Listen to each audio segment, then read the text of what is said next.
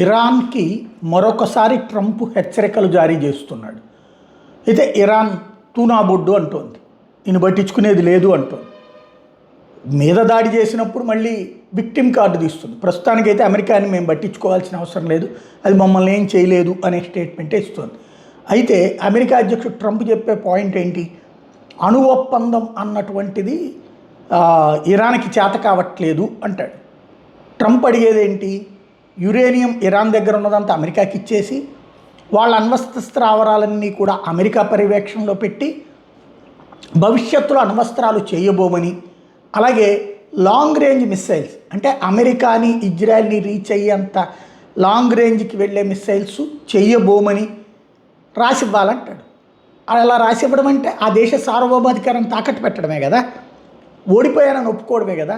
అలా ఒప్పుకుంటుందా ఇరాను? ఒప్పుకోదు. ఒప్పించడం కోసమే ఇప్పుడు ఇరాన్ దిగ్బంధం ఇది సాగుతోంది. అణు ఒప్పందం అన్నటువంటిది ఇంతకుముందు చేసింది, ఇట్లాంటిది నిరాయుధీకరణ ఒప్పందం చేస్తే అమెరికా ఇరాన్ మీద పెట్టిన ఆయిల్ కొనుగోళ్ల మీద ఆంక్షలు ఎత్తేస్తాను, మరి ఎత్తేలేదు. ఎత్తేకపోవడం వల్ల కదా దాదాపు 20 సంవత్సరాల నుంచి సఫర్ అవుతుంది. కాబట్టి అమెరికాని నమ్మి ఆ ఒప్పందం మీద సంతకం పెట్టి ఏం చేయాలి? పోనీ అలాంటి ఒప్పందం మీద సంతకం పెడితే ఆంక్షలు ఎత్తేస్తానంటే అది తర్వాత ఆలోచిద్దామంటారు.